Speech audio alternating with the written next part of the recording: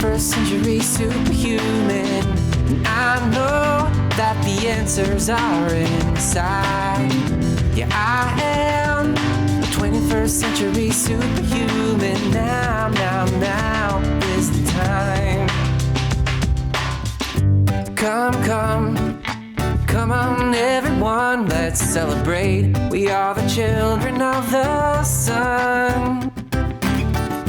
I can see it when I look into your eyes. We are the same, and we are light, and we are one. And we can make a difference. Yeah, we can be the change it takes to make the world a lot more fun. Hi there, I'm Cary Ellis, author of 21st Century Superhuman. This is our 21st Century Superhuman show. And today I have with me Peter Dalglish from South Africa.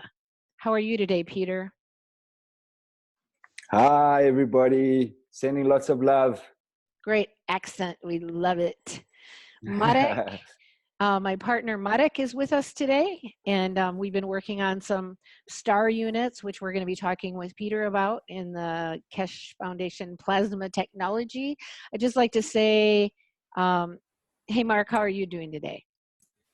Buenas tardes, yo muy bien, gracias. Good afternoon, I'm very well, thank you.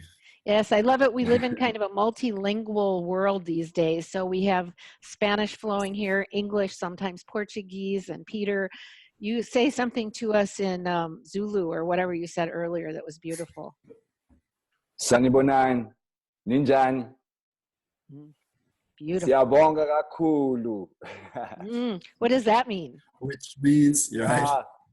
Sanibonani means I see you. So the greeting means I see you. Ninjani is like, how are you, all of you? And then Siyabonga is thank you, but in plural to many people. Gorgeous. When I was teaching plasma technology, I had the privilege of coming to South Africa. A group of people got a hold of me. I was traveling a 90-day tour around the US and broadcasting a little bit, and they said, come to South Africa. And I said, well, I'll come if you guys can get me a ticket. They got me a ticket, and I came over and taught several workshops over there. And just what a beautiful continent, what beautiful countries. It was really a privilege to be there. So it's exciting to be talking to you across the ocean and from the North and Central American continent over to the African continent. Oh, thank you so much for having me, Cary. It's an honor to be here, and I love your guys' energy. It's beautiful. So I'm happy to share and learn. Great. So tell us really quickly, we're going to talk about the star units today, which you learned from Benjamin Steyl, and he'll come on, hopefully do a little cameo at the end of the show. Tell us how you got drawn into this and what you were doing before. I think you have a really interesting story. Yeah, so before I got into it, I actually had a solar power business. I think it was about 11 years. And that business, I had built it up from selling to the little guy and doing rural electrification and projects pretty much all over Southern Africa. And then, I think my ego got the better of me at that time. If I look back on it now, I realize that the decisions I made were not heart-based decisions, So I kind of created a situation where I took a risk. Spent a lot of money on products. I don't know if I need to mention the names Tesla and Solar Edge, or there I did it already. But and I started doing a different type of business where it was more corporate based, and I don't know, it was just destroying my soul, and I started walking a spiritual path at a similar time near the end of the business. And I found that it was in conflict. Business and spirituality were not working in unison together. And I'm completely responsible for the creation. I took a risk. It blew up in my face, and I pretty much lost everything.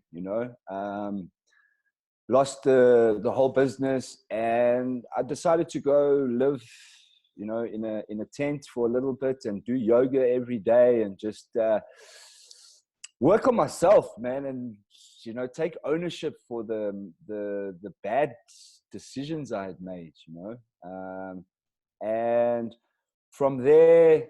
I was guided to go live in Alexandra Township, which is it's like the ghetto here. It's the oldest township in South Africa, actually. It was, you know, I was meditating every day and I was getting this guidance, and it kept coming through, and I kept resisting it. I resisted it for a while. And as soon as I surrendered and realized, you know, let me just go there, you know, let me just go check this out. And yeah, I went and lived there with a guy that I knew. You know, they're my family. You know, these are beings that I love with all of my heart. And it was an interesting journey because I went from self-importance to like victim consciousness, man. It was like I got to experience both polarities. Wow. And yeah. For me, the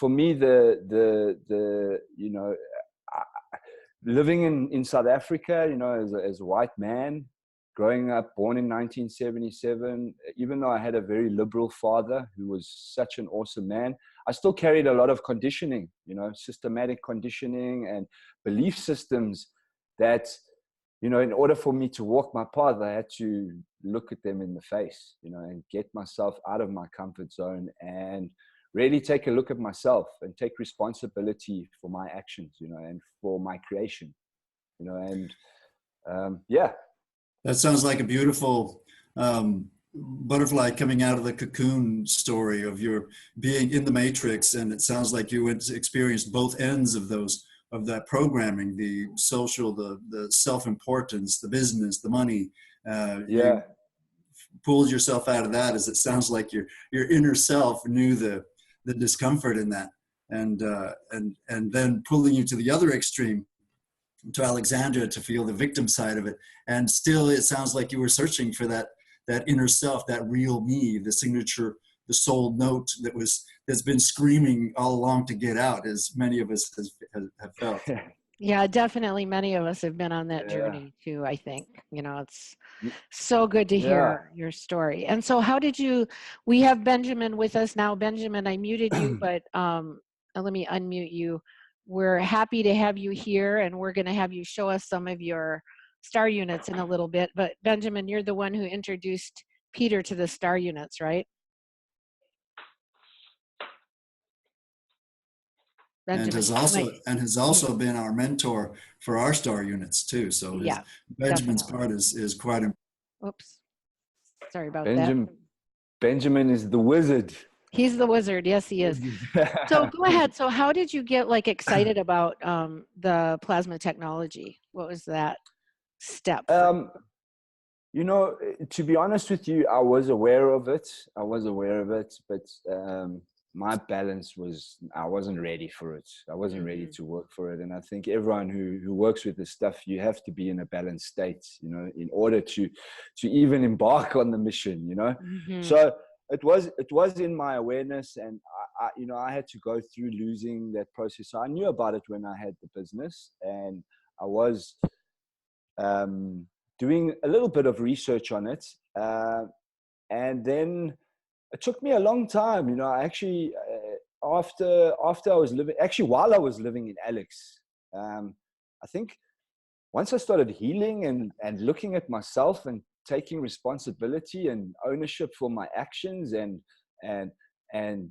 letting go of the limiting belief systems that I had created for myself, you know, as soon as I started shedding those, it started calling me strongly, you know. It's kind of like, the only way I can relate to it is, I don't know if anyone's done an ayahuasca journey or anything like that. It's kind of like it started physically calling my heart, and I made a few calls, and then I got a hold of Benjamin, and Benjamin was just, there were so many magical conversations that we had, and you know, I just knew I had to go and see this beautiful man. How did you know Benjamin? It's crazy. Like a guy who added me to some group on Facebook. So you guys, it's Was interesting how these we don't have to go into that, but it's just, you know, amazing how we all get connected. And I know there's kind of a plasma community over there in South Africa too. So what got me excited about plasma was Benjamin, to be honest, because, you know, I didn't go there with any expectations or anything, and just the way he delivered the message to me, you know, was, you know, the biggest message I got there was trust your intuition and trust your heart, and follow that and feel this thing. Don't think about it, feel it. And when he said that to me, I knew. And even at that time, I still wasn't ready to fully delve into it. I still had to go through more of a process to get there, you know? So even after Benjamin taught me, it took me a couple of months to build up the courage, you know? So, and we'll, in a little bit, we'll get into the village that you have been doing some work in. Benjamin, I just muted you just for the sake of sound here. And shall we go ahead and look at some slides and you can just show us some of your amazing work? Should we take that route? Yeah, yes, okay. That's awesome. Let's do that. Just give me 1 second to screen share here. Obviously, you know, I'd been looking into sacred geometry a lot, and Benjamin shared a book called The Ancient Secret of the Flower of Life by Melchizedek. And it was hard for me to read it. I must be honest. It was very difficult, but I pushed through it because it was very much in my head. We call that growing new brain cells. Yeah, activating new brain cells, you know, that haven't been active in our old culture. Yeah, I had to activate quite a few brain cells, and then I started with the art. I started doing. I mean, that doesn't really express it. I mean, I started doing sacred geometry art, and I started painting. And when Benjamin taught me how to make the plasma units, I realized, oh, these things actually, that it actually works together. And there was a reason why I was doing that art before this too. You know, I mean, this drawing that I drew here is actually ages ago. I mean, way before I even met Benjamin, and it helped me with the design of this other unit that I started. So it definitely works in harmony, the sacred geometry, you know. Drawing a flower of life, I don't think is very easy either. I've often thought, oh, that looks like a pretty complex drawing you've got going on there too. Yeah. So introduce us to what these little magical, wonderful things are here. Sure, funny. That's the very, very first unit I made. That I wound it with Benjamin, and it took me ages to put it together, man. My ego just kept resisting and kept resisting and kept resisting. And then as soon as I surrendered and I went for it, it just didn't stop. It came out of me like ridiculous. I mean, I'd go for 24 hours, 48 hours, 4 days. I would just carry on winding and making. And interesting story about this unit is it actually also got me to Amanda. So the strange thing with these units, it's almost like they tell me where they want to go. This one told me exactly where it wanted to go. And it was hard for me to let go and to trust what it was showing, because you know, a detachment, you know, a beautiful lesson around detachment with this unit. And I listened to my intuition, and I guess that's why I'm sitting here now. Can you tell us a little bit about the designs that you have on the balls themselves? That just totally draws me in. As soon as I see them, they just draw me in. I find them so beautiful and something. Yeah. What is it about the images that you have? They really are gorgeous. So it's like, for me, you know, working with Gans is intent. You know, working with the plasma is all about intent. So the drawings for me is like it's basically creating an arrow for that intent. You know what I mean? And it keeps me present, and I almost go into a channel state. It's actually the favorite part of what I do with it. And every single ball is different. And as soon as I put the art on the ball, each ball knows which ball to go with that unit. I see. So these are random. This is random drawing for you. This is just a flow of the universe through your. It just comes out of me. Okay. Yeah. Okay. Yeah. It just comes out of me, and when you actually look at the details of all of that, I've made loads of units now. They've just been coming out of me, and when you look at the details, and I look at the older ones, and I look at the ones that I'm doing now, it's evolving too, you know. And to be honest, I get a strong African feeling. I was wondering if there was some kind of motif, African energetic that goes with this, or is it just purely your own intuition coming out on? Yeah, it's definitely my own intuition, but spiritually, I'm very connected to Africa and the African spirit, you know. So there's definitely that flavor in it, you know. You know, it wasn't a new thing for me to go live in the townships. I've been like that my whole life. You know what I mean? I grew up here and I was like, something is wrong here, man. Like, this ain't right. Because I feel that coming out in your art. It's definitely I can definitely feel it in the art. That's beautiful. Beautiful. Like a beautiful expression. Thank you. Yes. So more of the flower of life here. It's like and the 3, 6, and 9, the space in between, you know. I'm still exploring it. You know, like I always say, one of my best mantras is, I don't know shit, but I trust. Okay, so keep going with that 3, 6, 9. What's the basics of the 3, 6, 9 that has you going there? So what I felt with this is, you know, if I show you this unit, you know, you've got the points of the hexagon, right? You've got all the points. And for me, the 3, 6, and 9 is the space in between. Nice. And we'll look at a bigger picture of that in just a minute. So let's keep going to the slide so we can kind of get to some bigger pictures of those, so you can talk about it a little bit. The theory behind the technology. I love it. Yeah. I'm not so good on theory, to be honest. I prefer to experience. Understood. So but it's working together in your intuition. Sorry, go ahead. Yeah. So is this the beginning of a unit? Yeah. So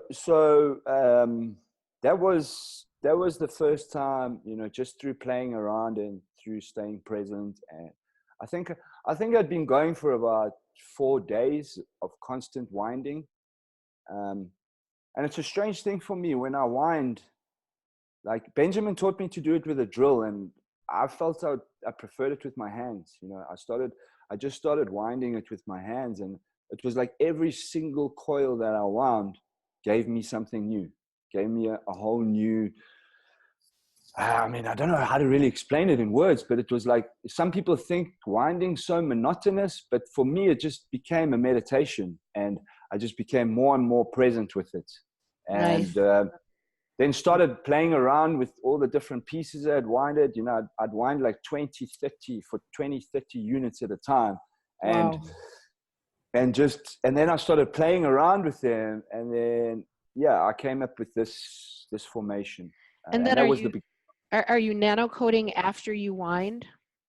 Yeah. So I pretty much do all cutting and nano-coating. I don't nano-coat with the pieces joined together. I do them separately. Right. Because I find that when you have a coil inside of another coil, doesn't really get to it.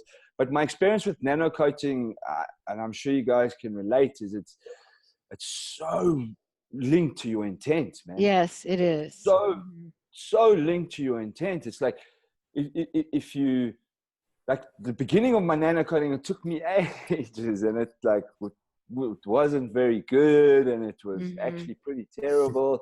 And then as soon as I started trusting, and then I started basically going into the garden and inviting spirit and saying, okay, guys, bring in the nano team, man. Is there a nano team? Like, pull in, guys, like, come. A plasma consciousness. Well, and like our mentor Benjamin keeps saying is that it's conscious, and we need to keep that reminder.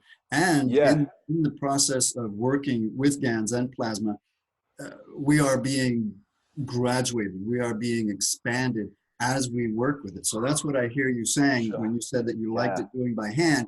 It's like your own kindergarten step growing with the plasma, with the working with it. And that's why it's important for each of us to do our own pieces, to make our own magravs, to make our own star units, to make our own GANs, is because it's a growth process, and it's energetic, which takes it into spirit. And when you have these units around you and you're turning off your Wi-Fi at night, you're remembering your dreams more, and your ideas are clearer. You find more peace inside. But it's a journey to be taken by each one of us. And so working our own units does that. And that's what I hear you saying when you were winding yourself.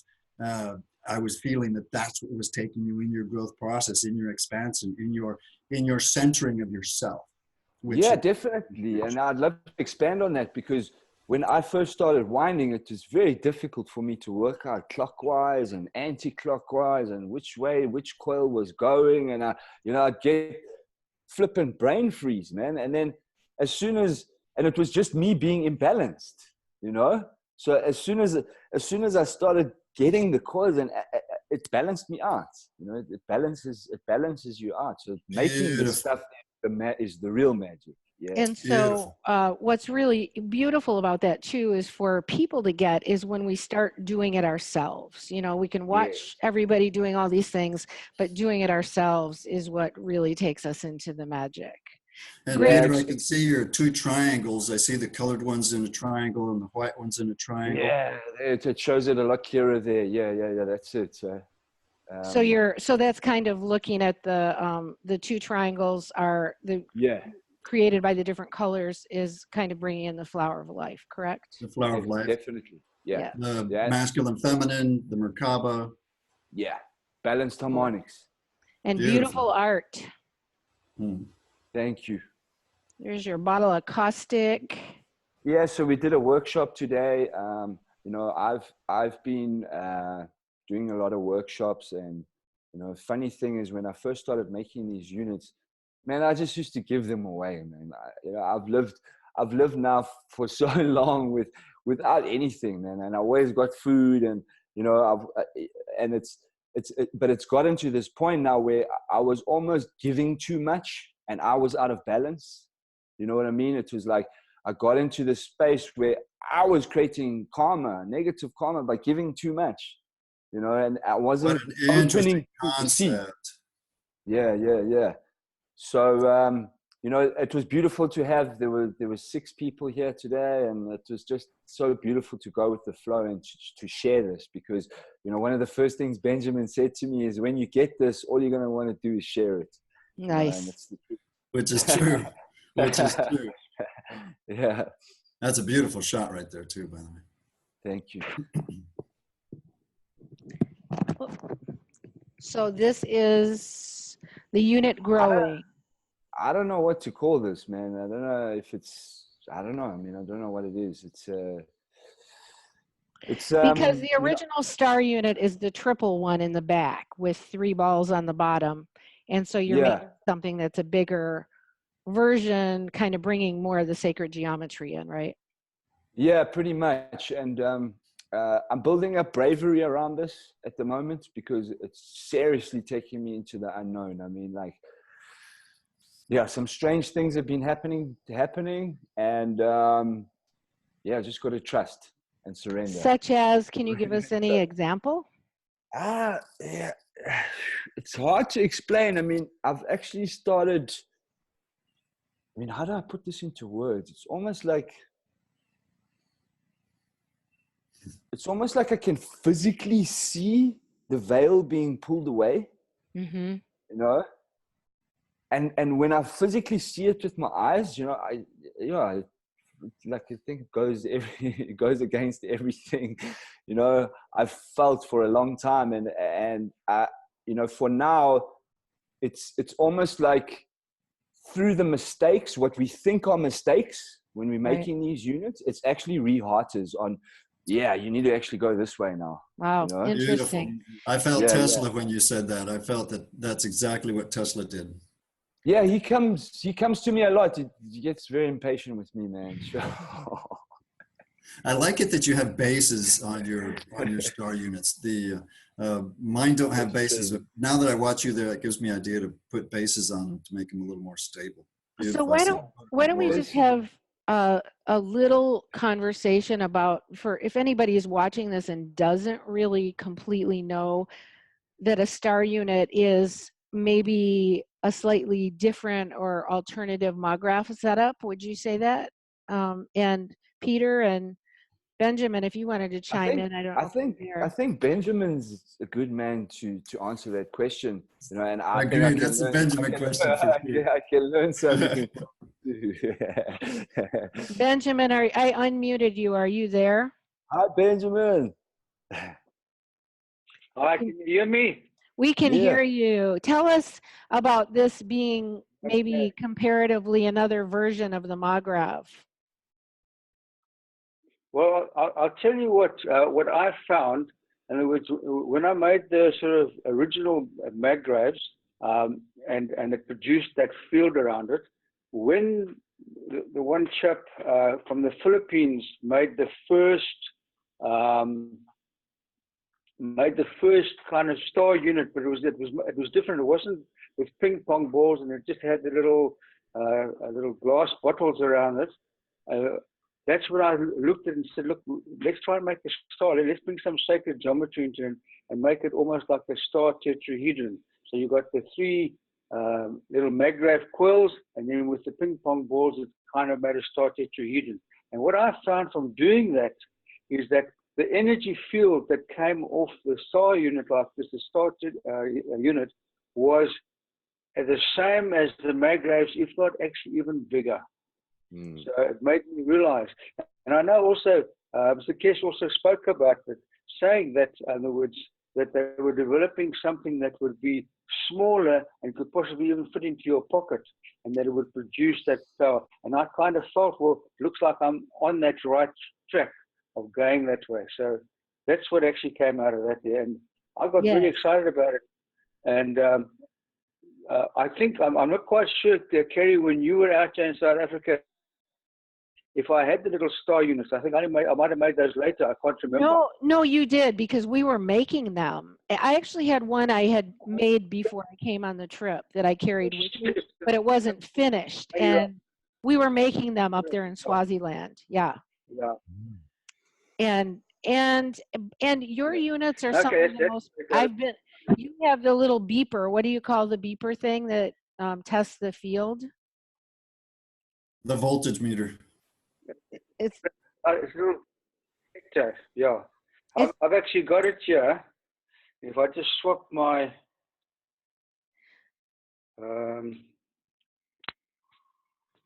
okay, you got that picture on there. You're screen sharing, but if you take it off. Yeah, let me unscreen share a second and put you back on. Okay, so you can kind of see. In other words, there's a unit over there. Wow, with the Orgonite underneath. You can see I'm moving back, and you can see the units there. But that plasma field increases with time. You've got to, it's actually quite a dynamic thing. But there you can sort of see that. And if I simply see, if I hold it, you actually can't see, you see. What I'm doing now is I'm actually putting my hand. We're seeing. There you go. Okay, so there you can see I'm putting my hand on the unit. The unit's live with power. And if I then take the beeper and I put my hand right out, which you can't see now, you can hear it still beeping. Yes. And we did that, and we had 14 people standing in a line, and it went right out the other side. So what you're saying is that it's going through you? Yeah. Sorry? Benjamin, are you saying that the energy is going through you and you're measuring it on the outside of your field as well? That goes right through you, yeah. The energy field goes right through you, and if you've got 14 like it, it just keeps flowing through everyone like that. Well, would we technically say going through us or around us? Because nano power kind of goes on the outside. I'm still learning a lot about plasma fields and energy and things like that. But I know a big thing about it, it's a feel thing, eh? It's got to do with feeling. So very exciting. And as they say, if you look here at this unit, you just get out there. You see underneath that there, I've got, and Peter, it was there when you came that time. I've got yes. that. You remember that organ? Orgonite. Do you remember that experiment we did together, Benjamin, when we joined it with the rodent coil too? That's correct, John. Yeah. Yeah. I actually, the lady who made that coil was in my workshop today. Okay, Frederica and then George. Oh, Yes, wow. they were both here. So I'm going to do an energetic exchange of a unit for that. I'm going to really experiment with that. Excellent. I know those people. They make great orgonite. Brilliant stuff. Yes. Yeah, Peter, I wish you could have seen your face as you were watching Benjamin's units. I must have had the same face the first time he showed us. It's like, what is that? It's beautiful. And then, and what I'm amazed at, the plastic clips that you have, Benjamin, that are going in there. I want to upgrade my stuff to have something like that. Those are very cool connectors. They're very cool connectors. Yeah, I'm also checking it out. And I can feel it. I mean, it's strange. I can feel it through the computer. Ah, that's it. As you're saying that, I do too. In my chest, I feel that. The heart area. Wow. Shock. beautiful. Thank you, Benjamin, for showing us those. That is awesome. Awesome. And we actually just plugged a couple of them in for the first time this last week. And the fields have felt pretty intense to us, you know, and we're playing with what GANs we have in them. And the one with seawater GANs feels a little softer than the ones with the, one has a little iron and a little copper GANs in it, but mostly CO2 and zinc, but that feels a little harsher almost. It does. I could feel the tenseness from the energy of that one. And when we went swimming afterwards, I could still feel it. I was like really pushing through the water. And with the other, the seawater, and actually we emptied out the seawater. So they're seawater rinsed balls. Right. So it doesn't even have the GANs in it right now. Very much softer, much gentler, a much more kind of type of energy. And Benjamin, it's very interesting. Yeah, Benjamin calls it the genie in the bottle, right, Benjamin? That's correct. Yeah. In other words, that's what the GANs is, and with the plasma, what you find, I just kind of sensed that just like the genie that was in Aladdin's lamp, and that's what your plasma and your GANs is all about. And it's there and it says, what do you want me to give you? Yeah. And that's when Peter was talking about intent is so important. The intention that you put there, it will give you whatever you ask it to. And that's what I say, we all starting to learn how to work with the plasma energy, because everything's plasma. It's exciting. We're all learning. Yes. Go along. Cool. Yeah, wow, jeez. Sure. Well, I'd love to come. Go ahead. I'd love to come visit again soon, Benjamin. Maybe we'll do a trip sometime. Should we go back and check out the slides? Go ahead. Go ahead. Yeah, but that means I can go to the beach, man. What are you talking about? Beautiful. All right, let's go back to the slideshow a minute and see if we can pop through some of these. Give me just a second here. There we are. Everybody see that? Yes. Yep. Okay. Go ahead and let's see if we can go a little faster through these and get to a little bit of what you're doing in the villages as well. And since you were a solar engineer before, I'm curious as to how you feel this is interacting with the electrical systems. If you're seeing any results with that, that would be nice to hear as well. Yeah, I mean, to be honest with you, I never really understood the way power and electricity worked. To be honest, I had a solar power company for 11 years and it never really made sense to me. It just felt like we made something so easy, so difficult. And I was never really technical with the solar either. I mean, you know, I was more of a business person, but this thing, I can feel it, man.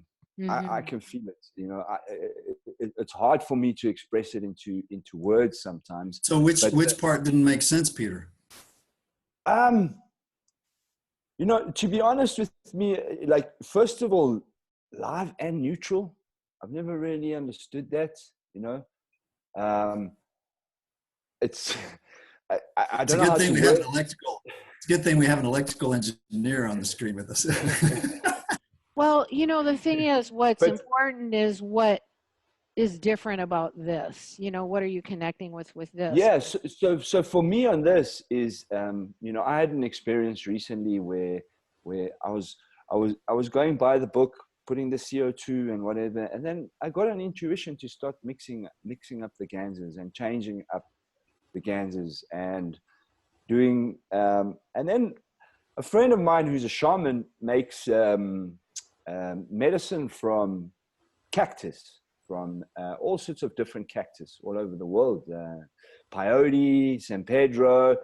And whenever I started looking at cactuses, I had a beautiful sacred geometry experience. You know what I mean? Every single cactus had such beautiful balanced geometry in it. And I made a Gans from a tincture that had the cactus in it. And then something told me to start using it with these units. And as soon as I put that Gans in these units, something started to happen geometrically immediately. And what Benjamin said there about this being organic and the field actually starts to grow and synchronize. And for me, it's through awareness. So a lot of people find out about this stuff and they're like, oh, it's a quick fix me pill, you know? Oh, okay, cool. You know, this thing's gonna fix me. But it's only gonna fix you if you interact with the field and you become aware of the field and you start synchronizing with the field, because, you know, it's all good having one of these units, but if you're not using your awareness with it and you're not practicing intent, even after it's been made, you know, you can almost direct the intent of this, you know? So for me, where I'm going with this is the feeling I'm getting is around working with fields. And everybody I come across wants to plug it in their car or in their house and, okay, free electricity. But for me, it's more than that. It's the collective consciousness. It's a 5D creation of just being in love and the unknown. You know what I mean? And so are you plugging them in at all? Yeah, I am plugging. Okay, I thought maybe you weren't. I'm having some interesting results with them. It's you know, this first one, you know, the hairs on the back of, I mean, the field is really, really intense when you plug it in. I mean, for me, it's like, especially this big unit. I mean, I plugged this one in and it was like this whole rush of energy came through me. And but for me, it's a strange thing now, because it's like plugging it in is going back to the 3D concept of what this is. Right. And Mr. Keshe will say electricity is the matter state of energy, basically. Yes. So it's a matter state. It's not a plasma state. And this is really calling in the plasma energy. And if we plug it in, we're interfacing with that matter state energy. So it is an interesting balance. That's really good. That's exactly what my intuition's telling me. I'm not focusing too much on the plugging in of them, because it feels like it's going in a completely different direction. Right. You know? And it's almost like when you plug it in, we're thinking in 3D physical terms again, and we're not actually thinking in the plasmatic fields and creating from there. And we seem to have good results having spinning plasma balls near it as well. So yeah, Willem actually gave me one of those balls, and they work very well together. They're nice together. Yeah, they work very, very, very well together. So, you know, I'm not sure if it's the spinning route, because this thing spins for me too. It's not physically spinning with my eyes, but the field spinning. Right. The field's a spiral. Right. You know? So beautiful. Yeah, you're very connected to it, and you're also combining the plant kingdom along with, you know, you're interfacing with that now, which I think can be done in a lot of levels, even as far as feeding and, you know, yeah, definitely. I mean, I had some amazing results just with that Gans water of that. You know, I end up giving most of it away. I don't even have it anymore. It's gone. I have to make I know. more. Well, let's see. Let's go ahead and tell us a little bit what's in these slides. Let's see if we can get a handle on that from your little workshop you just did. Yeah. So this one was just cutting copper, and that's a friend of mine, Michael. That was actually not this weekend's workshop. It was a couple of weeks ago. Yeah, for me, the workshops are beautiful to make it practical. You know what I mean? And for the guys to actually do it, because like I was saying earlier, when I first started winding, and it was such a beautiful thing today to see people getting confused with the left and the right and which way does the coil go. And you know, my experience with that was so humbling, because it balanced me. You know, it helped me to balance. You know? And I don't know, there's something there with that left and right coils. You know, because it's almost like a lot of people think if you wind it clockwise, if you look at it the other way, it's going to be anti-clockwise.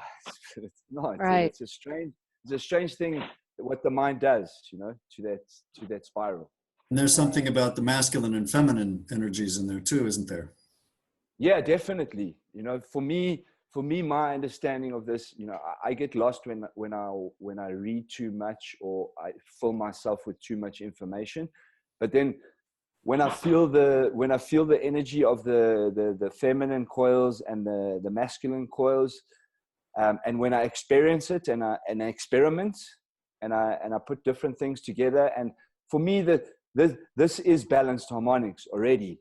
So it's almost like, yeah, that's an expansion of it, but this we can tweak. You know, there's something here that I feel I'm missing. You know what I mean? And it's, as long as I trust and I go with it, you know, who knows? Maybe we can uncover something. But it's definitely very interesting when you start tweaking the Ganses with intention. It sounds like the energy is guiding you into the next steps. Yeah, that's what it feels like, you know. It definitely feels like, because these are little beings, man. They communicate. Right. I mean, they start communicating with me. Strange. Yeah. This one's beautiful. When we look at the coils here, like that front coil would be similar to a Magrav coil, where you have a smaller coil inside of a larger coil. Yeah, you can see it real clear in this one. And there's 3 of those there. Yeah. And I think that'll be helpful to people to see how this is actually made. There are diagrams of this somewhere. I think I actually have one around of how they're wired together. If you have a blueprint, it's nice to add them to the keshefoundation.org blueprint section at the website, and share with other people what you're doing. And give us your explanation of the mama and papa energies right there, since we can. Oh, this one's good too. We can see it there. Yeah. So for me, it's like the coil, the clockwise coil, coming up, is feminine. The outside, the magnetic. The inside. Yeah. This one, the big coil, the one that you can see, not the ones in the balls. And then it's like it's almost like that feminine, that energy comes up, across, and then down inside of another feminine coil. Okay, so for me, the feminine's doing everything here. The masculine's just pulling the space. It's just pulling it over back into the feminine again. And So the masculine is the inside one, inside of the balls, yeah, gravitational, which is counterclockwise. Which is counterclockwise, yeah. So that's the way I easily understand or feel it, you know, because for me that creates a torus. When I see it energetically and when I feel it energetically, it's balanced, and the field definitely changes with awareness. It's the same as our trauma. As soon as we become aware of it, it changes, man. So the awareness is really important, and the art for me is just the arrow of intent.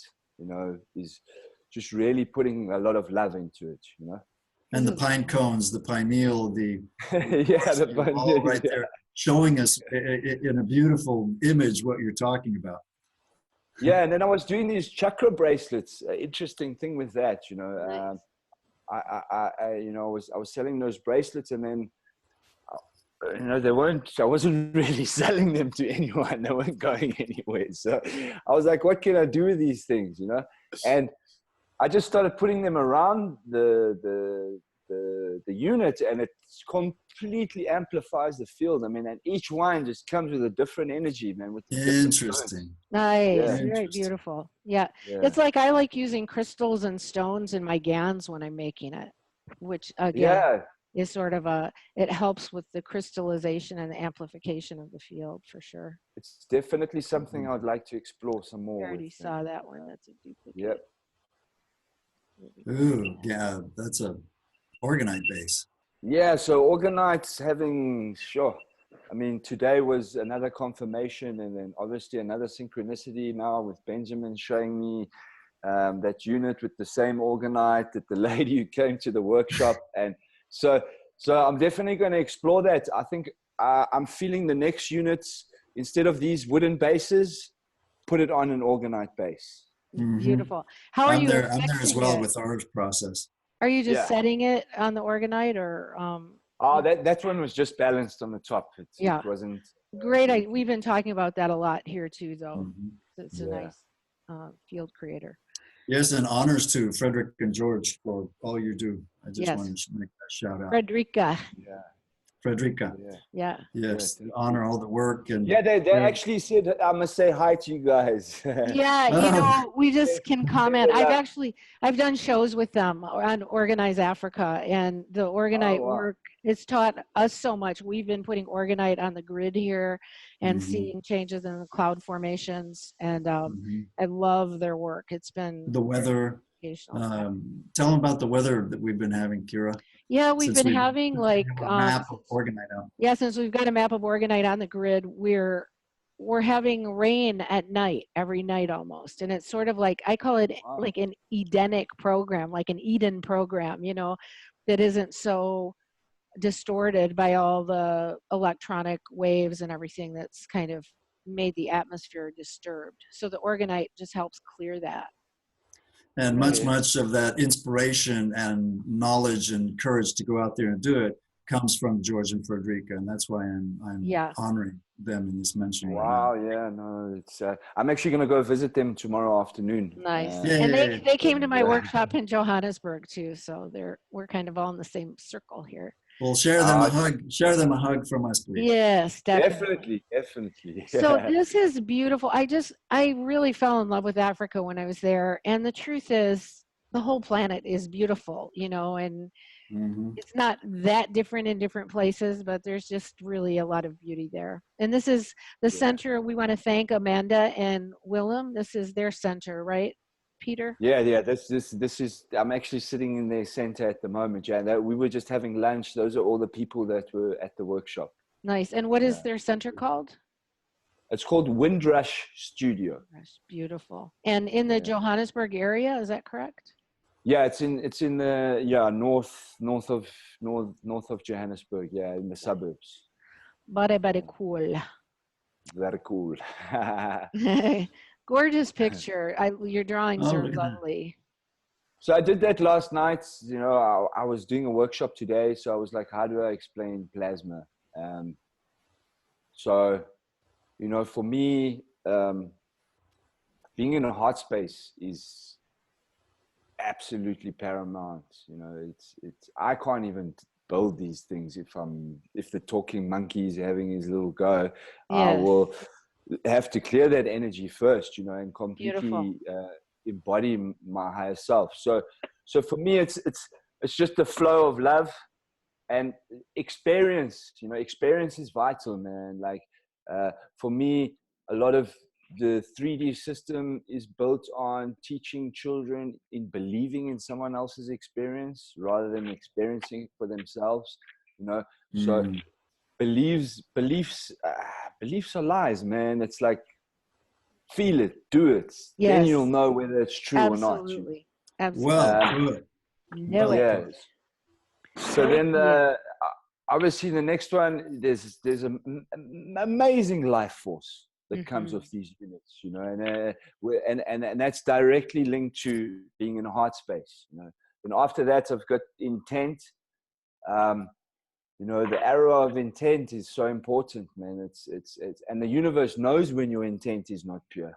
Yes. You might try Of and course. pretend and act that it's That's true. You know, but How can you pretend your intent? Good. Yeah, That's exactly. a good. That's a self-delusion right there, isn't it? Exactly. What? Good Yeah. point. Good point. So yeah, intent is vital, and then obviously balanced harmonics. I put that there because of the sacred geometry and you know, feeling the balance in Can see the Merkaba in there. Yes, I like that one. Nice. And then obviously all of this is governed by universal law, you know, not man-made law, you know, Yes. the law of the universe. So bringing those aspects also into the creation, or to the co-creation rather. And then the last one, for me, you know, earth equals heart, you know, and Yes. you know, mama, for me, you know, I know mama is the creator. I know they flipped it on us, and they try to turn it upside down. And, you know, for me, this plasma is my mission to get home to her, because I know she's here in the physical form too. So Beautiful. You know, my mission is to get home. Beautiful. Beautiful. Said, Startling beauty. Beautiful. I love your heading up there too. Gorgeous. Aho. Thank you. Oh. Wonderful. So a little bit of teaching, really what a nice environment, beautiful. Yeah, so I don't know if you guys have met Julie BT. Yeah. Julie. Oh, Julie, she's working, making plasma tech products. I don't know if you've heard of that. No. So yeah, I mean, she gave me that picture the other day. If you see that picture to the left. Yep. And I started meditating with that thing the other day, and sure, I don't know, I'm getting these visions of this. It's like a turning, crazy geometrical formation of a material that can morph. Mm-hmm. Yeah, it looks like one of the kind of pulsing fields of creation, so to speak. Yeah, I'm not sure what it is. Let's see where it goes, man. So I've also, you know, for me, it's really important to co-create with others, because some people are really good at making GANs, you know, and they really love it. So then you get winders like me, man. Just wind the whole That's day. right. Mark's a winder. I'm a Gans maker. Yeah, that's true. That's true. I hadn't thought of it that way. It's kind of true. So, you know what else I really believe? I think being around all of these plasma materials really cleanses and activates our pineal gland and our DMT. I think, you know, we're all speaking, all of us, all four of us are speaking from the place of having an awake pineal gland, having our creativity and our connection to source turned on. Yeah, definitely. I mean, it's a journey of balancing our own selves, man. Yes. And coming back to heart space, man. Yeah. And you know, it's you know, it's so exciting because there's so much potential there, man. There's so much. It's way better than self-service. I'll tell you that much. Yes. I love the light in this Oh, picture. that. Yes, I call nice. this plasma light. Wow. Yes. Isn't that I nice? didn't see that. That's I have amazing. goosebumps. Wow.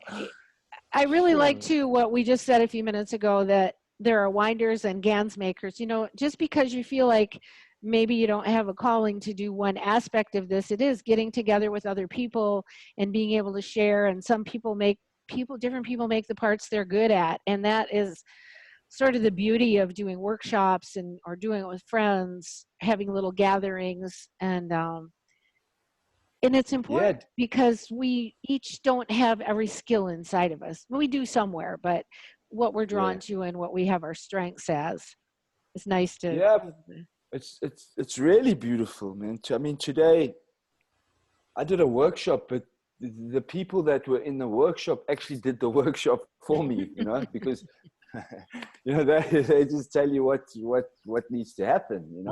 What do? That's right. That's exactly. That's right. Hey, that's a good shot. Some of your beautiful people. Amanda. Hi, Amanda. Yes, hi, Amanda. I see you. I already saw that one.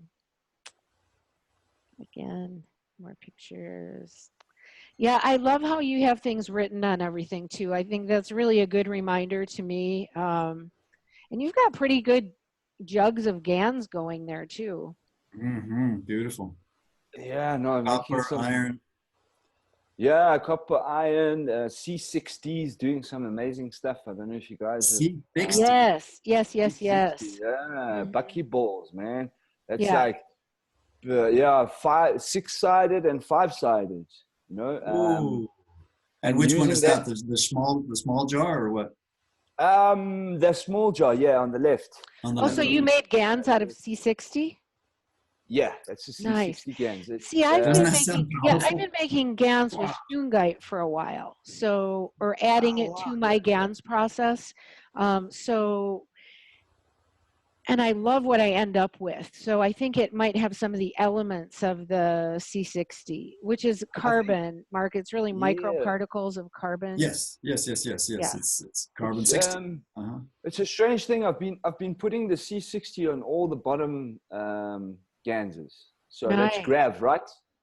That's just rehot me on it. Papa's Grav, right? Or just remind me. I don't know. See, to me, Papa's Grav, yes. Papa's Grav, the inner coil is gravitational, and I would call that. And then the outer coil is magnetical. Magnetic, which is on the outside clockwise, yes. So you've been putting C60 on. Yeah, C60 with it, and it does something very interesting to the field. I mean, so you're putting C60 GANs on it, or you're putting C60? So I'm putting the C60. I mean, the normal GANs is in the bottom balls, right? And then in all three of the bottom, I'm adding a little bit of C60 GANs water. That's all. Well, let me tell you something really interesting. Yeah. A little known secret that I actually learned from Whitney Fisher when we went on tour together was, because I was out traveling so much and teaching so much, and a lot of my nano-coated, I do really great cold nano-coating. I start out with hot water, but I do a really nice nano-coating, and I use the sun a lot and heat and end up with beautiful nano-coating. But then I always coat it with coconut oil because it's putting a cover on it. And my stuff gets handled and it still is beautiful. So I've been doing that for the last few years. And I know there's some of us who we taught that to who do it.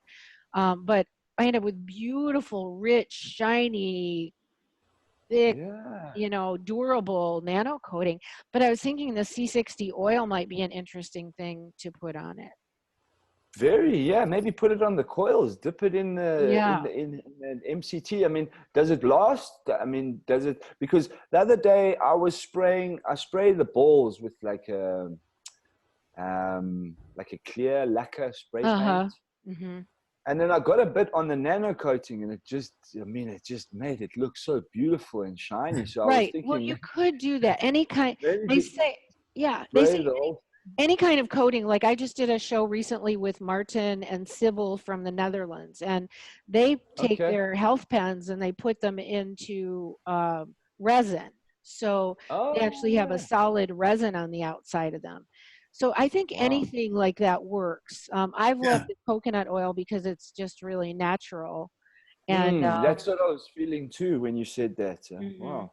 But you're protecting. So there's no your reason teeth. why the varnish wouldn't work. I mean, because if they're encapsulated in resin, they still work, or put them in the glass bottles and they still work. So the spray varnish should work as well. I don't see why not. What kind of paint are you using on the ping pong balls? So that I just use it's like, I call it a Koki pen. Like a magic marker? We call them magic markers in the States. Yeah, like a permanent marker. Yeah. And I get metallic ones and different colors, and I mix up the colors. Beautiful. And then your bottoms on these are wood, right? You said particle board? No. That's just normal wood. I know most guys probably know, but how do you cut a circle out of particle board? To be honest with you, the reason why it's a circle is because that's what I had, and that's the board that I had. That's what I had lying around. And that's what I had access to. How do you make a circle though? The guy, one of my mom's boyfriend, actually, he had one of those cutters. It's like a big hole cutter thing. Yeah. Big hole, and then it goes through.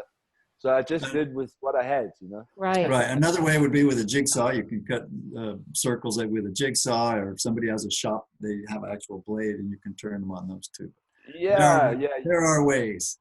Well, there's definitely ways. I love how you've got this big bucket of nano-coated pieces. I've always heard, and I do have, any good nano-coaters always got a bunch of extra pieces nano-coated laying around, because you're always throwing everything in there when you nano-coat. Definitely. There's buckets and buckets of it around, because when I do a nano-coating process, they get nano-coated together as a family. That's their nano-coating family, so they stick together. And for me, if I try nano-coat one piece, it doesn't work, man. It's like, well, what are you doing? That is a nice way.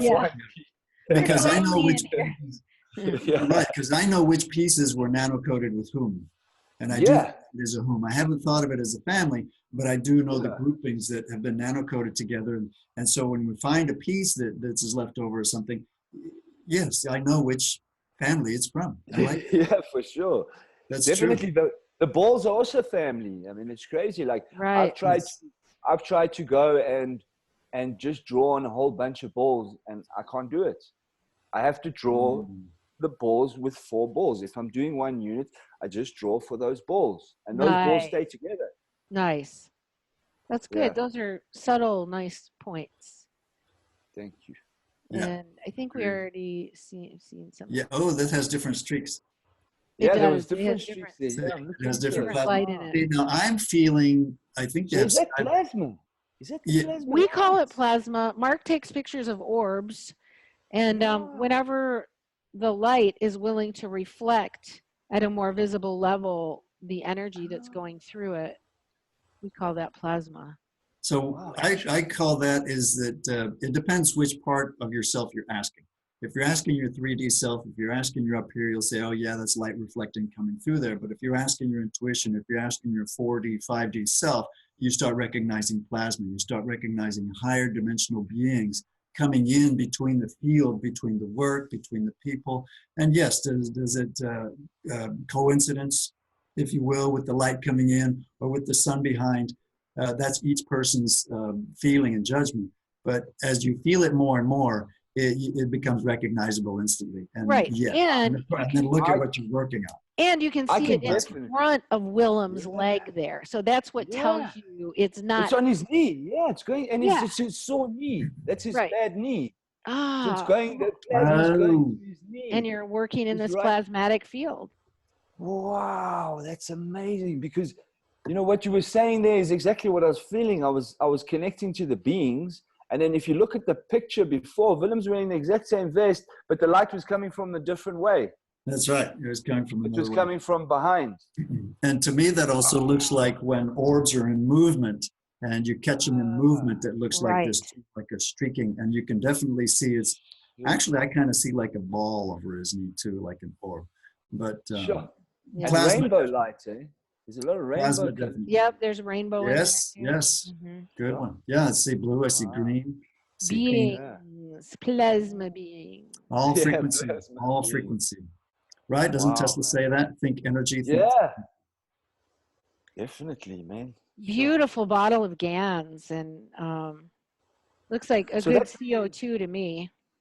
Yeah, we the made more a, we we made forgive. a we made a ormus with the seawater. Nice, gotcha, Ormus. You Yes. know, the funny thing with me and Ormus was like I have these little spray bottles. I mean, these little dropper bottles, and every time I make Ormus, it's like there's one with bobinsana that there was a bit of bobinsana at the bottom. So What I is was like, what? Bobinsana? Bobinsana is something from South America that they use in ayahuasca. To mix Okay, and brew it's the second. ayahuasca. The second. Okay, gotcha. So this one had something else in it, and it was like every time I use these little droppers, it's like, do I wash this thing out? I'm like, no. Just put the caustic straight in and mix it with it, and amazing. I mean, this one, it's actually sitting here next to me, and it's Yeah, I was making Ormus when I ran across Gans, and it's what told me that I wanted to make Gans. And oh wow, okay. and the man who taught me how to make Ormus had been making it for 5 years and consuming it on a daily basis, and he had to have a surgery, and he went into the hospital, and the doctor said to him, "What are you doing? You have 5 times as many stem cells as anyone we've ever met." Whoa. Wow. And so that just tells you, and so really seawater Gans is really similar to, that we make with caustic is really similar to Ormus. I mean, pretty much. Yeah, and the seawater, the good seawater works so much better for the Gans process. Oh, yeah. It really does. You know? Agreed. Yeah. Agreed. We'll make a So what trip. does that say? The more we forgive, we heal. The more we let go, we grow. So Beautiful. that was the first workshop I did 2 weeks ago, and we made a collective almost together, and then everyone just wrote their intent all the way around. Nice. So it's all that's over a the great bottom. idea. Nice. And you know what? Beautiful. When I was traveling, we made a piece Gans, and into it went a little Gans from every community that I went to. And they would take, and then they would take a bottle out, and they would take it and keep it in their community and put some in their rivers. So we had, so you could just start doing a collection that comes from all the different groups of people that you're with, and have just like one jar that's your piece Gans. That's what we called it. And That's a beautiful idea. yeah, that's such a great idea. Thank you for that. Thank you, Cary. In scouting, we used to gather ashes from our last campfire. And so pretty soon you had a collection of ashes from the different campfires that you did. Same thing. and sacred. you know, we use And of course those are nano. They're Yeah, nano coating. Now we know. right. Ashes, Oh, ashes wow. for natural nano coating. Ash makes natural lye. Oh, so ash is natural nano-coating, Yes. because I used to make something called hapezinho, hape, Uh-huh. that Grind it's up like the a ash. snuff that you blow in ceremony, and Uh-huh. use a mapacho, which is a tobacco, and then you use an ash from a Oh, tree. wow. you do that And with then ash. I'm aware of Yeah, that. with ash. Yeah, it mixes with Interesting. ash. Yeah.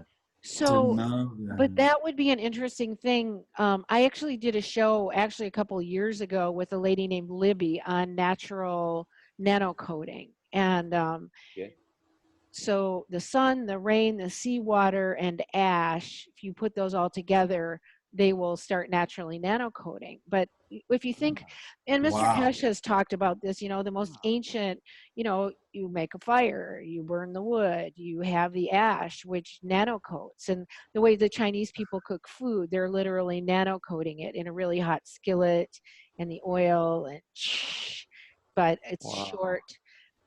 So but you could do that with nano-coating material too. I think you could carry a jar and share it from community to community, but we always mark it really carefully, like a big red X in tape or something on our jar, so we don't get it confused. But the idea of carrying a piece, Gans, I'd like us to perpetuate that, where there's communities of people doing this, because and we would Beautiful always stand in a circle at the end of our workshop, and everyone would put love into and we do our voicings for peace, for humanity, you know. Yeah, that's you know, you've just rehearted me on something. Like before the workshop, I always do a unity prayer, you know, like even before I work with Gans, you know, I light incense, the Palo Santo all over the room, and like, you know, making sure that the space is clear, you know, because we're dealing with the etheric, you know, so it's important to have a clear space, you know? Energy in motion. And I love it. I'm getting really inspired by you guys writing on the bottles too. I love that. Beautiful. Yes. I just had a memory of carrying those ashes around, and they were in. Do you remember the film for 35 millimeter film canisters? Yeah, that's what we carried the ashes around. I am dating myself, but anyway. Nice. Beautiful. Yeah. Everybody working away. This looks like so much fun. There's George. Hi, you guys. Hey. No, it was so much fun today, man. Sure. So much fun. I just love it. I love it when people get it, you know? There's the jars of Gans and the coils on the table and the balls and the units getting made. Beautiful. And my tortoise, you see my tortoise shell there next to the... Oh, on the corner? Down here. Yeah. So that shell helps me a lot with the geometry too. You know, it brings in that shell so beautiful. If you look at that shell, the patterns are so amazing, man. Nice. Yes, I bet. I know this lady too. I don't remember her name. Yes. She works out in the bush, right? Yes, she does, and she works a lot with cannabis oils. Nice. And healing, using the Gans, and it's beautiful. Most of the people here, there was only one newbie, you know, who's just really got it quite quickly. Should recognize almost all of them. And George and Frederica have been making Orgonite with a container of Gans in the middle, and we've been doing some of that here as well. Yeah, so now and we put nano-coated copper in ours too. Yeah, so they want to start with nano-coated copper now in Orgonite. Right. I don't know if it makes a difference. What's your success? I mean, how's your experience? I told you we're changing the weather here to where it just rains at night. These beautiful rains, beautiful sweet rains, and we have spiral clouds and really clear skies, and this is amazing. You should put a star plasma unit on the top of one of those cloud busters. Oh, smart. You know the log? Oh, don't have any cloud busters yet. Great idea. Oh, you don't? Oh, okay. Yeah. So we did that experiment here with Amanda, and it was amazing. It was okay, and so that would not be plugged in. That would just be sitting up there, correct? No, just sitting on the top. Yeah. Okay. Because we could even make a star unit and sit it on the cone, because we have a pyramid, you know, one of George's pyramids inside the house on the table. And then on the roof, we have a cone. And I'm thinking that we could put a little star unit on top of the cone on the roof. Yeah, that's a great idea, because it will amplify the field. I mean, sure, huge. That's a great idea. We've had that picture, beautiful again to revisit. Right. Yeah. Yeah, I like those. I love those star tetrahedrons. I want to make a six unit. And these are so, I mean, what you were making in class. Marek, I'll do a diagram for you. I mean, I think you already feel it. Or would you like me to send you a diagram of it? Because it's, I would, please. Yes. Yeah, I'll definitely do that. Yeah. My left brain. You know, this is so beautiful. Additionally, just on the art, you know, like it's really just, my heart just goes, oh, that's just wonderful. Good point. It's like watching a sunset. You feel the energy. You can't describe it, but you know it's the divine energy coming through. This is clearly felt right here. Beautiful, beautiful energy. Thank you. Beautiful energy. all creation, all mother. Yeah, mama. Within There's the even masculine space. even if you look at the back of that picture, I actually wrote a letter to mama on that. If you see that, the upside down with the pregnant, it's a silhouette Oh yeah, of right down a here. pregnant Uh-huh. woman, and I wrote Oh, down there? yeah, at the back, like right at the back. Oh, top left. Yeah, top left. There we go. Yeah. That's right. More left. More. No. There's Yeah, a that's letter. Oh, It's here. like that, the back there. Yes. Okay. That. So it's a silhouette of a mama, of a mother, of a mother. pregnant mama. She's upside down. Okay, the belly is pointing. Yeah, it's the wrong way around. Man. Yeah, I see her. I see her. Beautiful. Nice. And more beauty. I think we already saw this one, but beautiful. Yeah, Love ever present.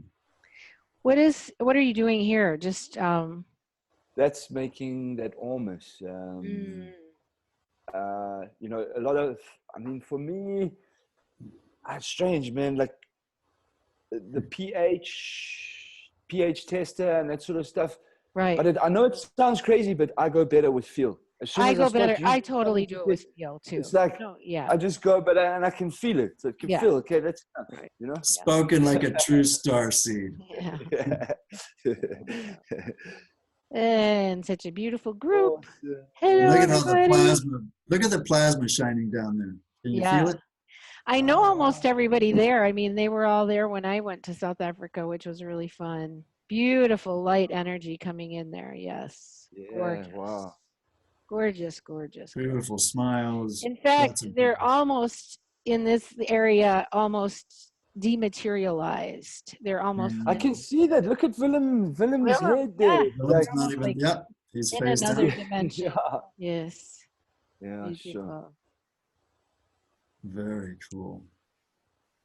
It's So cool to I think this is the last one. Yeah, that's the last one of that. We're going to go into a couple pictures of ours, and then we'll go into your village. I know it's getting kind of long. Brilliant.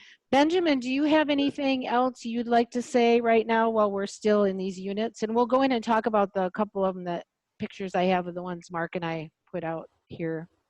Marek. Hi, can you hear me? Yes. Yeah.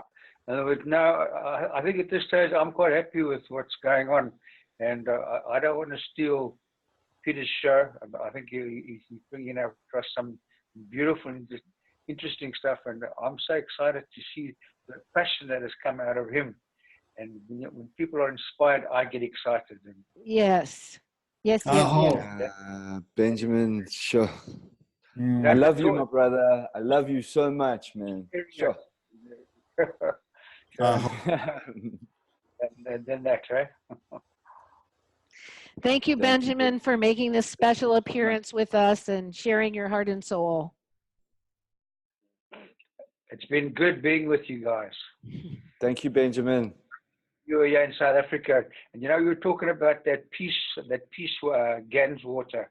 And you remember I got some from you that you came from America, and shared it with us in Swaziland, and I brought some back to the Midlands, and we actually took it to the Genie River, and it went all the way down to Durban. Yes, we'll still carry on with that. It's just going on and on and on. Yes, we are the change. Yeah. Yes, we are. It's all connected. That just shows it's all connected. Yes. Thank you. And if you get to the point where you want to sign off, feel free. But I'm going to just show these couple of units that Marek and I have here. I think we just have one. But we've had we'll shift gears out of this heartfelt space we're in with each other. And thank you all so much for sharing that. We have these leaf eater ants here, and they're just probably, I don't know, 100 hills of them right out at the edge of the front of our house. This is our front walk, and we've been trying to invite them to leave through many ways and do something that is kind and not too so this is a plugged in star unit, and we just put this out there this week, and this is all ants gathering around this area where this plug is. And they actually, the little brown balls of mound of ants. It's like they're attacking the connector. Yeah, and I don't think they like the energy. I mean, it's definitely the plasmatic field is all over the area. I don't think I have a picture, but the entire extension cord has them crawling all over it. So how's your experience been with since you've started plugging it in? Have you seen a difference in your energy consumption? Have you? well, we've only had them plugged in for a week. You know, I mean, Oh, okay. Yeah, and it I've takes been some carrying time these. for it to. Yeah, I've been carrying these around for a couple of years, and I don't know, for some reason we just got settled enough, and Marek was here to do it with me, so I didn't have to, you know, nice to have two of us, and we decided, and we talked to Benjamin a few times and decided to go ahead and plug them in and see what happens. What's interesting when we moved in here was we came in as a caretaking position in the house we're in, and it had been in disrepair, so we spent several months fixing it. We didn't know anything about the electric bill.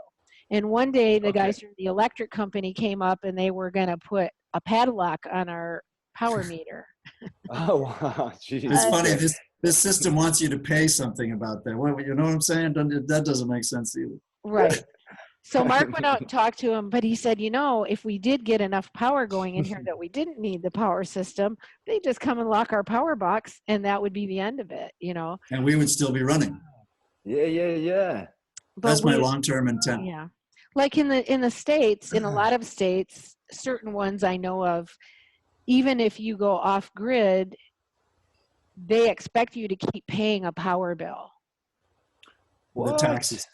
Yeah, they still want you to pay taxes. It's real. It's come up in Utah, and I don't know where else, but I've heard of specific situations. And you know, it's the weird monopoly thing that's been running things. But it's the matrix silliness. Yeah. You know what? Thank you guys for pushing us harder to evolve this process. Yeah.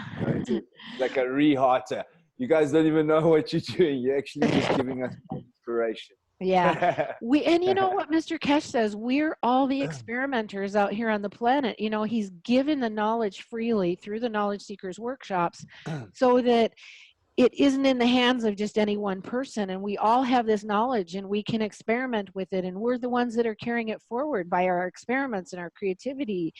And you know, I don't claim to be a rocket scientist, but I love this. I love this new space technology, you know, the plasma tech, and it's really wonderful. You know, we plugged a spinning ball in plasma generator, they call them, and we just get old fans. There's a guy in a little town near us who tears apart old TVs and computers, and we go pick up little fans from him for, you know, just $1 or something, and then we just get a ping pong ball and glue it on the top. And sometimes it needs an electrical connector, but we plug them in.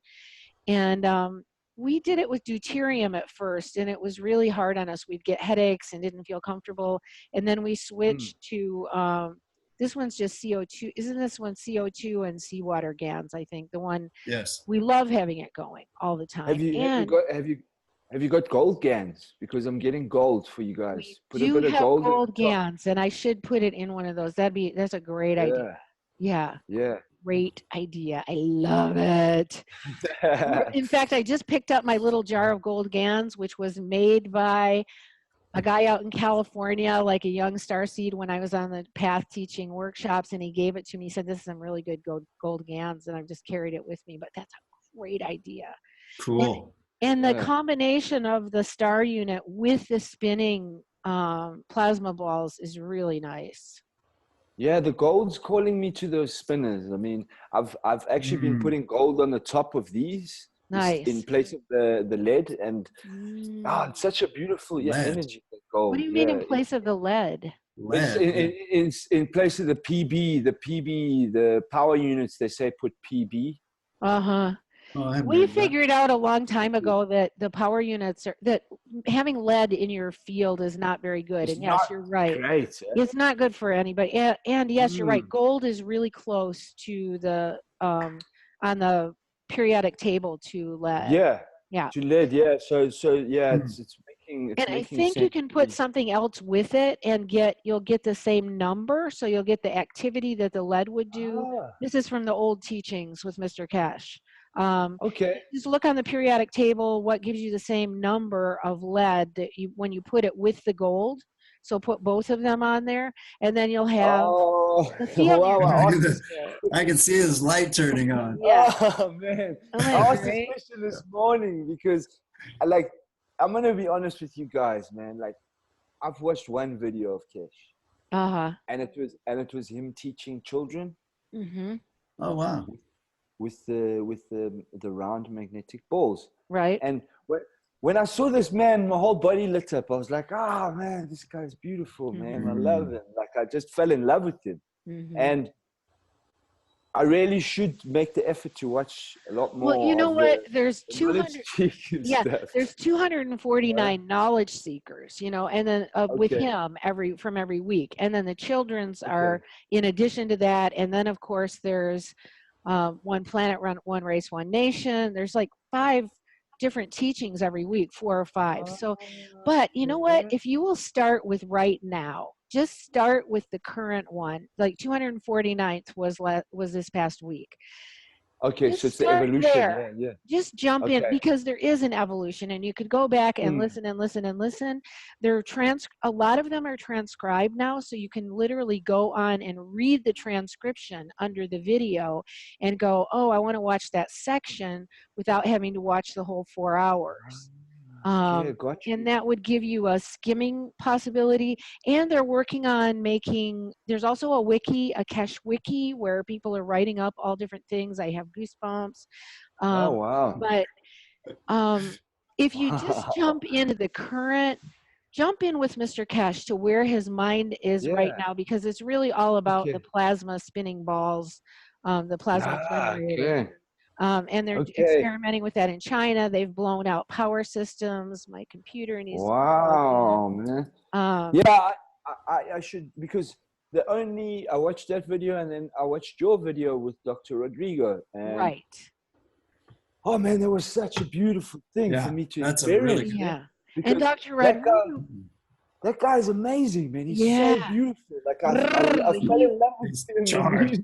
You know what, Dr. Rodrigo, I interviewed 2 years ago, and the guy has accelerated so much. I just sat there in the doing that interview with him, and I was like, oh my God, information's moving through him so fast. People are going to have to pause it to get it. But he always. Go ahead. Yeah. No, it was just so beautiful for me because my whole process with this has just been trusting intuition. Right. You know, which trusting is great. my guidance. And then when I watched Dr. Rodrigo, the stuff that he was doing, it was like just a confirmation. It's like, yeah, cool. You actually you're doing it.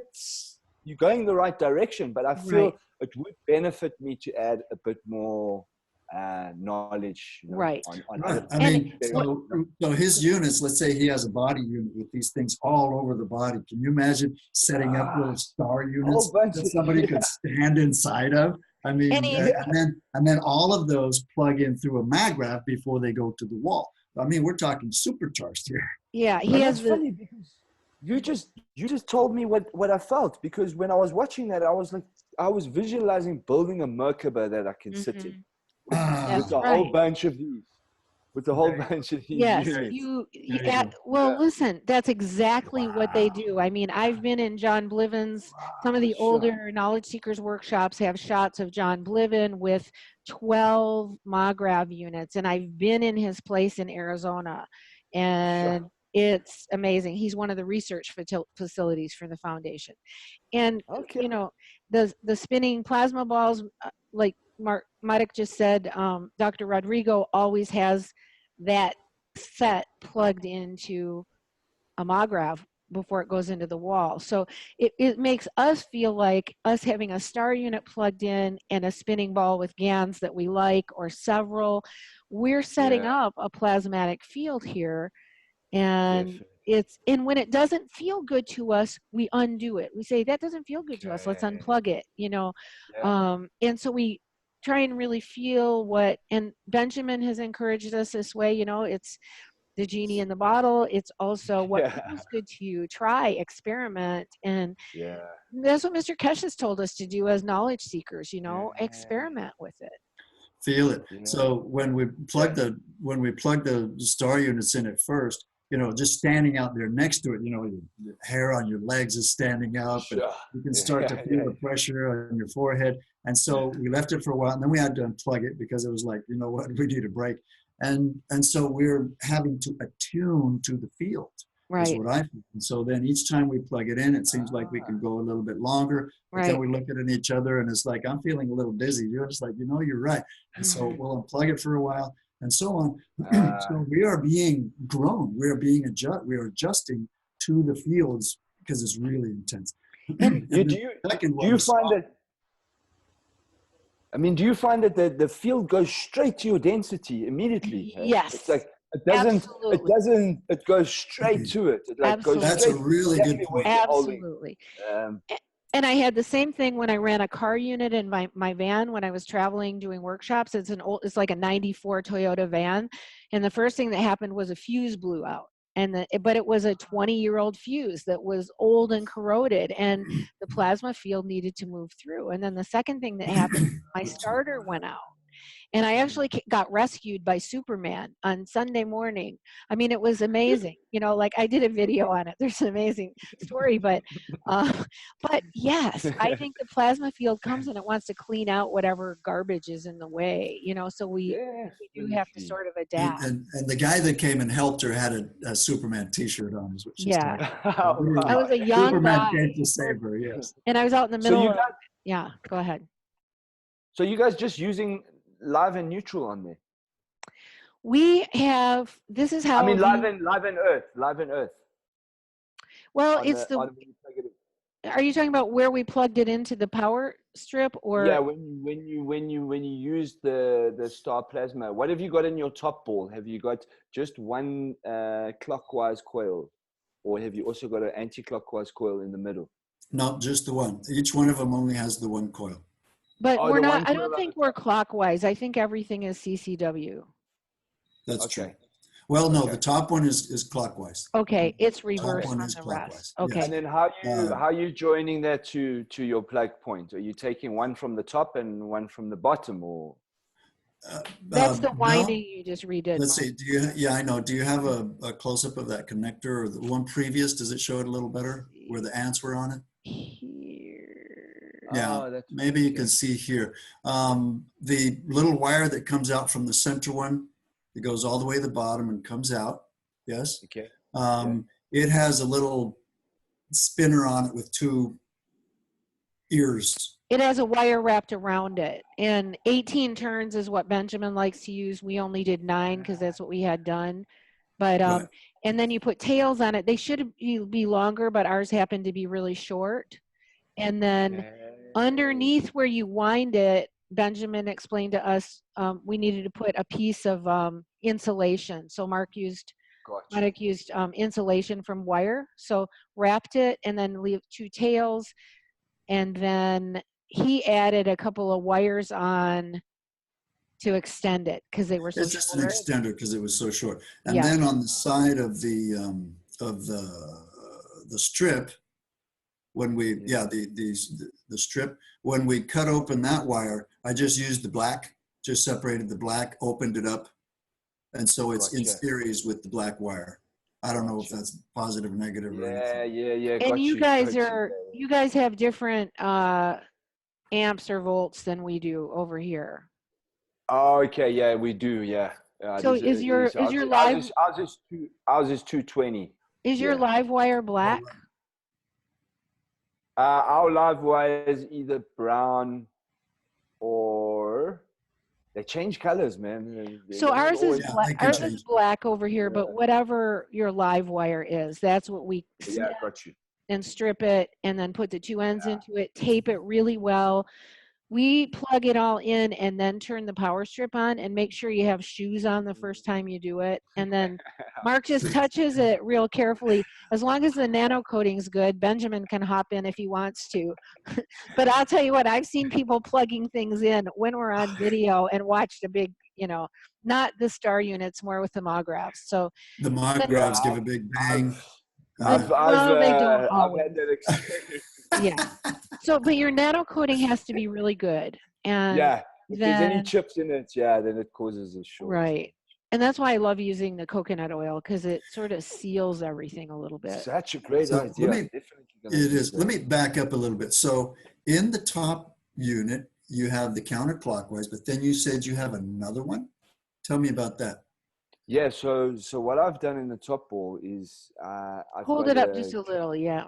We can Yeah, so go this off one- the screen sharing a minute here. So this one I've got a clockwise wide coil, and then inside of that I have an anti-clockwise coil going inside of the coil. You have a tan wall behind. Mama is the mouse. Do I have it? You have a tan wall beside you, the other side. This No. side. Yeah, and just hold that so we can see it. So there's a white. Oh, there. Okay. Yeah, there you go. Like Or hold it straight up. Okay. Yeah, Yeah. that's good. Yeah. That's good. So Okay, so you were saying, so you have a mama outside, which is a mama outside and a papa inside on the top. and a papa inside, but only on the top bowl. And so where do you connect them? Where are they connected? Do you connect one to the bottom and then to the top, or on the inside to the outside? Yeah, so I connect it to the masculine coil. Okay, but on the And then bottom and the top of it? and then I use the earth, both at the bottom. So make them both you're out the bottom.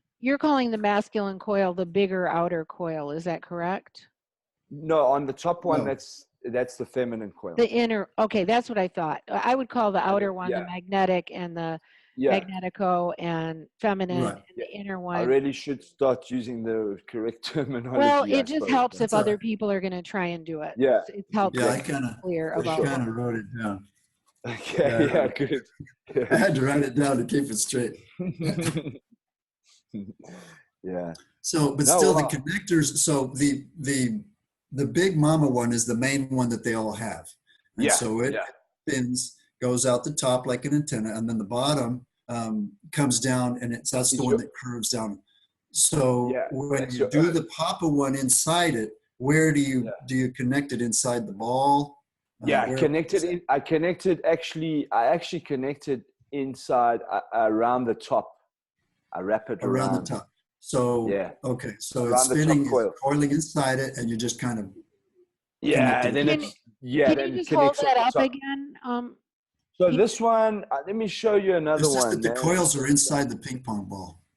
Yeah, so the coil's inside the ping pong ball. So I do a different one with each of them because remember. And use the white wall as your backdrop. Sorry, there we go. No, you can hold it close to the camera. Hold it close to the camera, but just. So, let me do it there. There you go. We need to be close to the camera though, so people can see it. Yeah, there you go. That's pretty good. I keep leaning closer in myself. That's good. That's Trying good. to look at it. Hold it right there. Yeah. So okay. So if you see here, there's another coil coming inside of this one, right? So then what I'll do is, I'll change it up with these ones, and I'm having interesting effects just with the field, right? These ones that I've been experimenting with, I haven't actually plugged these ones. Okay. Ones with these different coils in. I haven't actually physically plugged them in, but it definitely makes a difference to the field. It's almost like an accelerator for me. It's almost pulling it. What is? Pulling it and pushing it. The masculine coil on the inside of the top ball. Okay. So having what I'm saying? Coils there, yes. It's two good. coils, on the top. Mm-hmm. Yeah. Okay. Well, and what I'm getting now is the formation that they talk about with the spinners, with the keshes, that they have the three underneath and the one on top. And so this is amplifying the one on top. Is kind of like containing it more, which makes it gives it a bigger resonance. Yeah, I mean, I'd love to explore it more because I just feel the field, and it definitely has a different resonance when I do that. So, I mean, Gotcha. I don't know if there's any tests you can do, or I mean, I should use one of Benjamin's pens. I guess that's. That's right. Right. Yeah. That's You're going to show us something, Karen? Yeah, I was just going to say, I don't know if I can get this where you guys can see it. This is the connector, like that was wrapped around, and it just the two ends. So it's wrapped around. I'm backwards but these are just wraps, and they go around the the wire that comes live, out, the live wire, but you have to put a piece of the black wire, insulation underneath this. So insulation Okay, underneath this, and then the two ends come off, and one goes to the, you know, the main, and one goes to the power. No, they both go on the black wire. They both go on the black wire, and they go Yeah. the Yeah, two they both go on the different. black They go wire. the two different directions. So. And then are you earthing through the plug, or are you earthing separately? Through the plug. Through the plug. Yeah, Through the no, plug, we're not, okay, we're not connecting. yeah. But Benjamin said we could. Yeah. Benjamin said Okay, we could take that, just the end that's sticking out, and take that to ground. Yeah, We for haven't sure. done that. We're just letting the plug do it. Okay, cool. Awesome. So we've been on here a long time, and a lot of great Tuna. conversation. Yeah. Peter, I'd love for you to just share a little bit about what you've been doing in the villages. And I have a few slides we can go back to. Would you be good with telling us a little bit about that really quick? Yeah, for sure. Because I think it's Definitely. wonderful. Yeah, They need to share screen again. Coming, Cary? Yeah, well, hold on one second, Benjamin. Yeah, go ahead. Okay, just quickly, I was just talking about those connections that you've all been talking about there. Yeah. The ones that is done and the ones that I explained to you. I did lots of experiments with all different options. The one with that inner coil inside the top ping pong ball and connecting that to the mains and to the load. I then did the one that I showed you where you had at the bottom outside the ping pong ball where I had that little coil wrapped around. I did that one. And then I've also did one in that in the top ball, instead of doing the inner sort of gravitational coil, I did the outer coil. And what we found by all those different experiments is that it didn't really make much difference. They all generated that field. So even when at that school of Claire's, when they forgot to put a tail on that coil that goes through the top ping pong ball, just the fact that we wrapped the same wire on the top part, just there, it did exactly the same thing. So again, I encourage people, experiment and see how it goes. Perfect. But it kind of looks like they all kind of actually work. Benjamin, do you have any idea of, there were star unit diagrams around, do you have any idea if one of those made it into the blueprints at keshefoundation.org? I don't know about that, but you know, I did do that video on the making of the unit. That's a great video.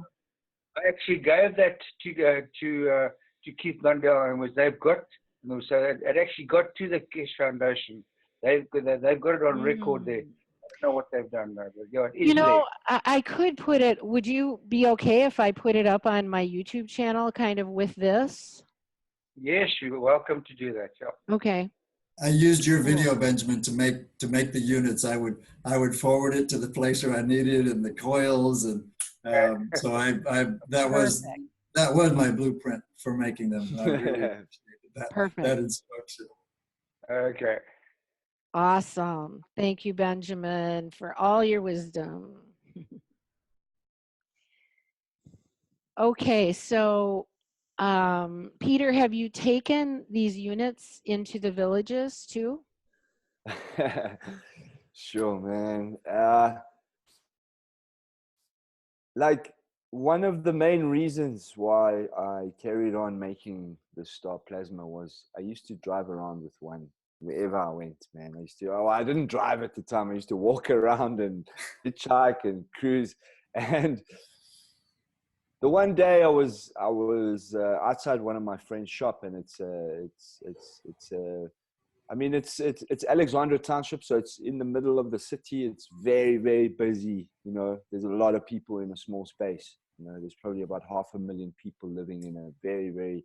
Is that one of those sort of like tent shack, those tin shack communities, kind of? Yeah, so it does have shanty towns, but it's the oldest township in South Africa. So obviously during apartheid, they called them townships where people lived separately, and yeah, I mean it's the oldest one, and it's the only one that was never forcefully removed in South Africa. So it's it's got a very, very interesting energy and history to it, you know. So for me, with the star plasma was, you know, I was taking it around with me, and, you know, we'd sit with it and we'd all gather together around the plasma unit. And the one day this, and they call them like sangomas, but medicine man, like this guy was so connected, man. He came up to me and he held this thing in his hand like this, and a channel just came straight through him.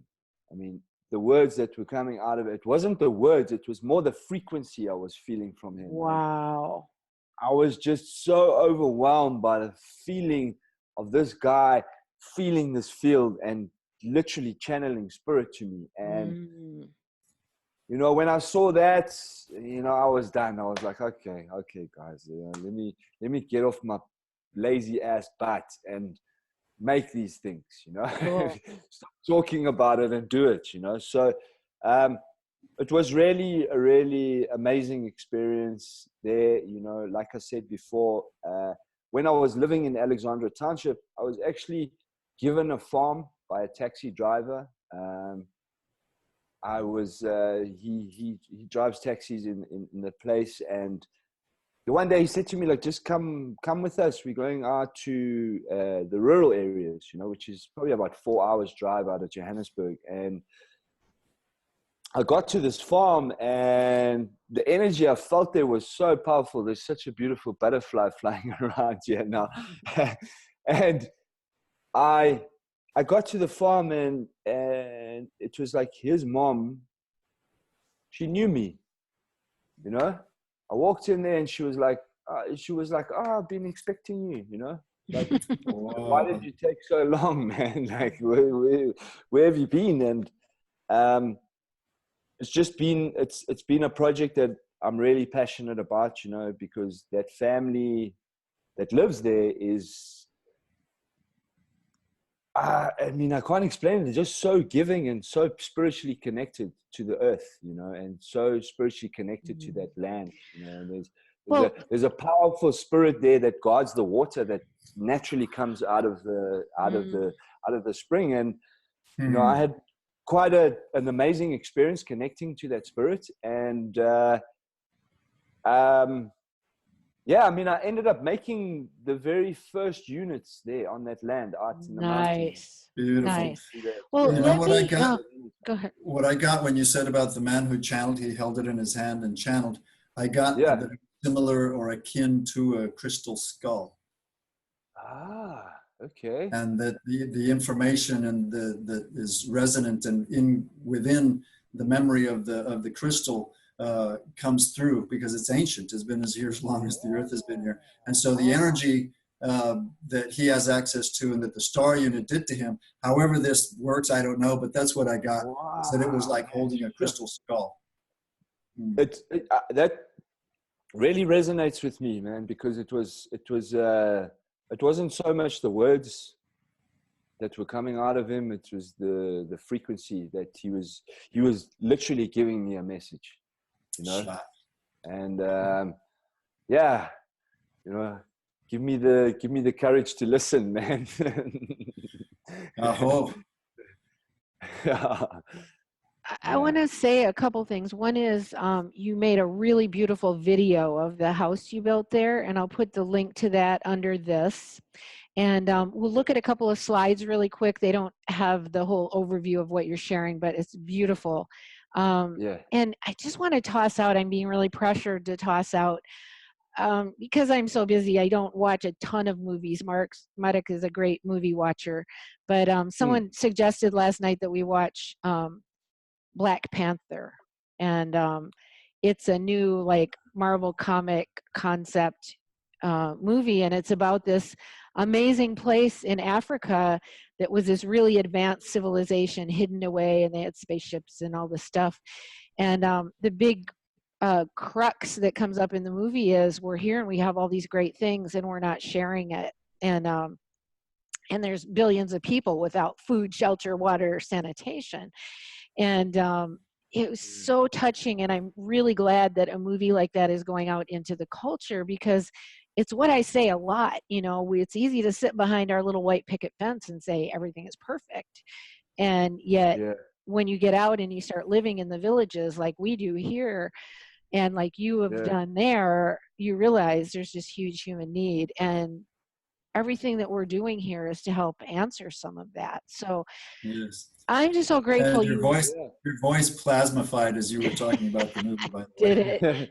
it. So funny thing that so many people have been telling me to watch that movie, and I've never seen it. You know, It'll touch your soul.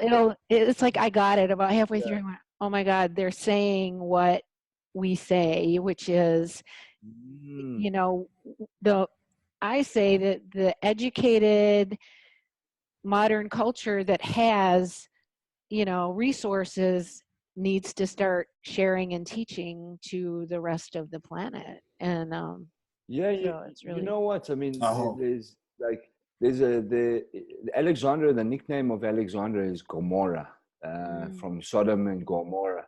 So so it's like it's like it's such a culturally rich place, you know. And for me, you know, I felt so comfortable there. You know, I felt so accepted and so like it was my family. You know, and it's obvious there. I mean, I'm pretty white, man. Like, you know, and but for me, it's like the people saw my spirit. You know what I mean? And they can feel my spirit, and it's almost like the First Nations of the world have community. They have that sharing. They have all of the boxes ticked. There's only one box that's not ticked, man, and that's the victim consciousness that self-importance created in order to control. You know?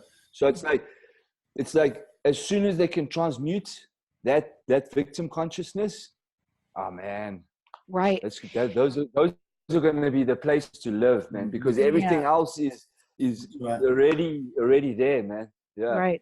The other thing I just wanted to mention really quick is Tom Salas is also in Mexico. He's doing plasma stuff, and I've done a couple of videos with him, and he's done a couple of his own.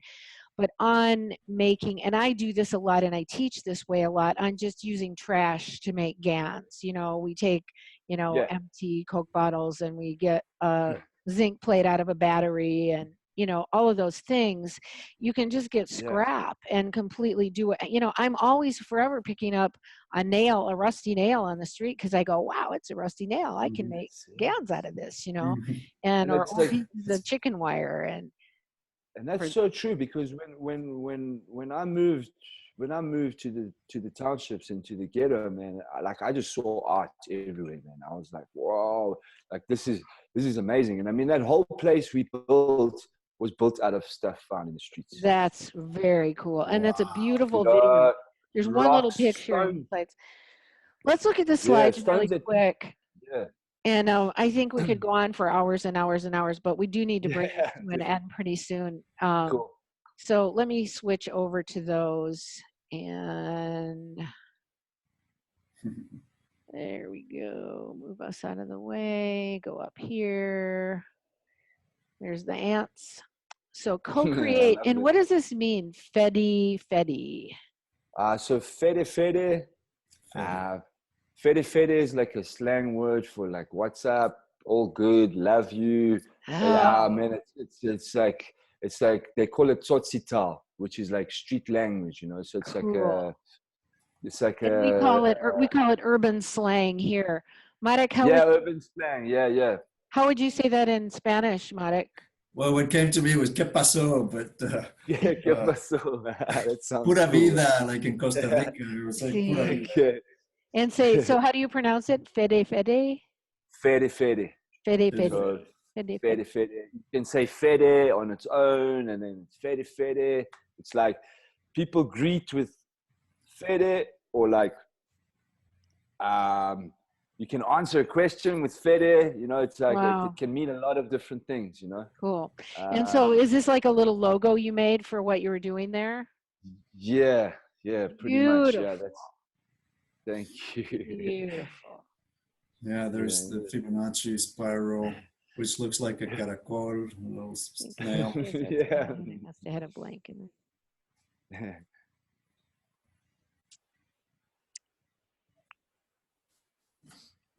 Can you see that, Oh, Peter? yeah, I can see it. So, yeah, man. I mean, this is, you know, for me, this has actually evolved a lot since here. You know, like, for me, it's like I've always been craving a community with high vibrational beings. You know, and people that are Right. that really get this. You know, so for me, you know, this is just a part of my ascension path. You know, living in Alex, making the plasma, it's all towards the goal of full embodiment of my higher self. You know, and being in unity consciousness. And you know, this experience that I had has led me to Mother of all creation. You know, and Nice. she's here in the physical, man. She's here in the Nice. physical, and you know, I'm coming to the States. That's my next mission. I'm going to Mission House, you know. And this was just my grooming for that, I Nice. guess, you know. And so this is the house that you built from scrap, right? Yeah. So in Johannesburg, there's a lot of you know, they do a lot of earthworks and explosions of you know, when they're building. And then they come and dump the natural stones from the earth. They dump it in the townships, man, because Wow. no one really cares, man. They just come and dump the trash there. So we used to go and pick up these stones, and there's so many crystals inside of these stones. I mean, it's amazing. And I mean, I had a friend who's a glass worker, so he made a fish tank. So at the back there's actually a fish tank, but it's a window. And then at a scrapyard, we found a bulletproof glass, man, the thickest glass. You can stomp on it, you can smash it, doesn't break. And so if you look up just above in that picture, that's actually a skylight. Nice. So it's, and on the side here, the roof is actually glass. So you can actually see up onto the top. And that's actually tilted at an angle like that. So it's not flat. So it feels like there's more space. You can actually do pull-ups on that bar there because your head can't hit. So, and then we used pallets for the top bit and the ceiling. And then it was amazing. I mean, we didn't measure anything for this thing, man. We didn't have a measuring tape. We didn't have any tools. Beautiful. I mean, you must see the tools that we built with. And then everything that we found, it just fit perfectly. It was like, oh, here's a door, man. And it was literally in the space of millimeters that it fit. Yeah, I've been involved in a lot of natural building projects similar. Yeah. I just want to, if anybody's made it this far, whoever's made it this far, I encourage you, watch the little video on this that I'll put under this video because it's really a beautiful project. I didn't put all the pictures in here, but lovely. Yeah. Co-create. Beautiful. Yeah, so About supporting and empowering each other rather than taking control, using our technology to provide for our basic needs rather than to distract ourselves. I like that. Beautiful. Fede. Healing center. Did you start a healing center there, or? Yes. So the farm that you know, the story about the taxi driver this is a mission of mine, and it hasn't fully taken off the ground. There's been a lot of people trying, and I've been going there. So to be honest with you, no, it hasn't really taken off yet. Yeah. But you'd like, that potential is there. Yeah, I would love to. I'd love to. Yeah, I go there. It's my healing center, man. Yeah, I go there for healing. So I'd love to share it with others. You know? Beautiful. So that's my family. The Mabuzas. And even this little bracelet is from Ayanda, the little girl. What a powerful star being that one, man. Shining bright. Like, I bet. She gives me so much strength. Yeah. So honor to my family. Aho. Aho. Aho. So Alexandra Township, I thought this was really cool at the top. Alex is notorious for its dog-sized rats and shacks, but we see a vibrant community blossoming into something really special. Don't forget all you have heard. This township is the future. Come and journey with us. Beautiful. Beautiful. Yeah. No, there was just some facts around it, you know. It's good. Yeah. The contrast. 300,000. Oh my gosh. Yeah. And so plasma energy. Yeah, plasma. This was credit to Benjamin's information. Yeah, it's amazing. These pictures, like these pictures of the plasma, solid, liquid, GANs, solid, liquid, gas, nano GANs, plasma. Boy, have those been around. It's really fun. Really good explanations. Yeah, Hearing that's your great. Yeah. So it finally found its way to me. Such a beautiful way of explaining it too. It is. Yeah. I really like that. Yeah. Let's see. I thought I had another one on the end here, but maybe that's it. So thank you very much. Thank you so much. Many blessings to all. Thank you for having me, and I really appreciate it. And you guys are beautiful. You've lifted my energy, man. So thank you very much, and you've keep lifted ours. so bright. Right back at you. Right back at you, brother. This has been an awesome, very powerful, very expanding, learning time. I feel myself more centered, and I appreciate you for your energy in that. And Brother Benjamin's mentorship is with me every day, and every time we walk through the house with the energy here, it's all with us, and we're connected in that. And there is no out there. There is no you or me. There's only one. There's only one. Yeah. I'm looking at you, and I love what I see. Thank you, brother. Thank you. You're looking at yourself. So I love you, man. Benjamin, right. I love you, brother. Thank you for sharing this sacred knowledge with me. And Kira, thank you for the work that you're doing, and your communication skills, and your passion, your mother's heart for all you see. And I honor you in your work that you're doing here, and the blessing that you are to the world. And to myself, I can't even express it all yet, because it's an infinite, bottomless hole. Gracias. I think I can't get Benjamin unmuted. Oh, there he is. Maybe we're going against each other. Go ahead, Benjamin. Did you want to pop in there? Well, it was just great to just sit and listen to you all. And yes, I go along with that, the oneness of us all. I am you, you are me, we're all together in this whole thing. And it's great to see that. And just blessings to all of you. Thank you. Love you all. Thank you. Hello to Cheryl. And I just want to remind everyone out there, get creative, get involved, play with this plasma energy, and remember, as we say in 21st Century Superhuman, breathe in, breathe out. Positive, negative, the gravitational magnetic fields, breathe in. Mama and the papa. Yep. Breathe, smile, and love. And by changing ourselves, we change the world. We'll see you all soon. Much love. Ciao. Bye. Ciao, ciao.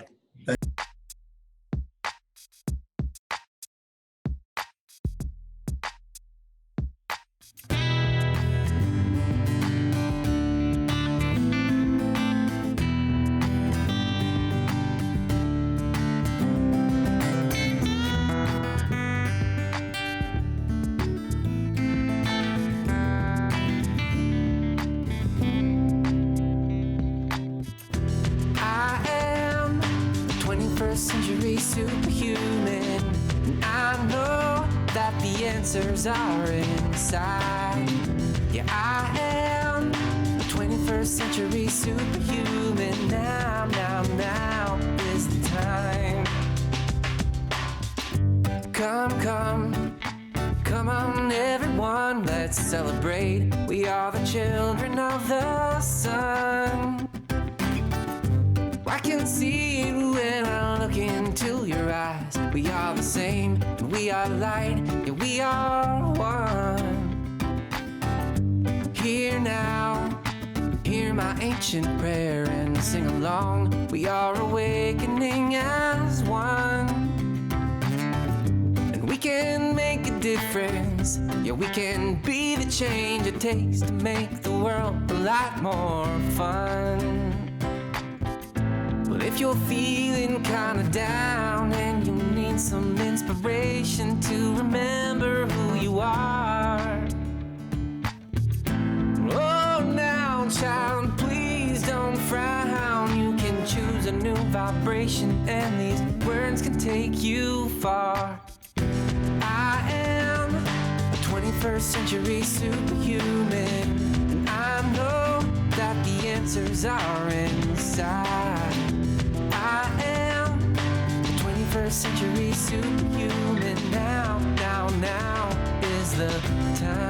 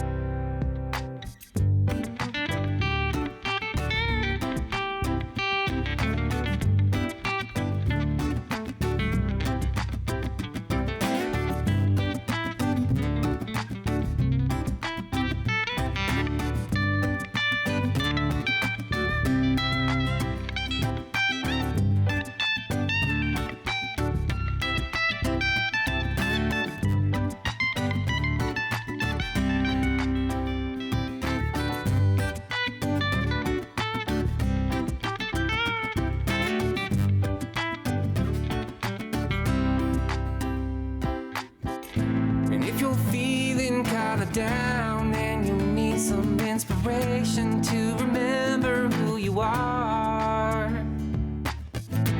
Whoa, now, child, please don't frown. You can choose a new vibration, and these words can take you far.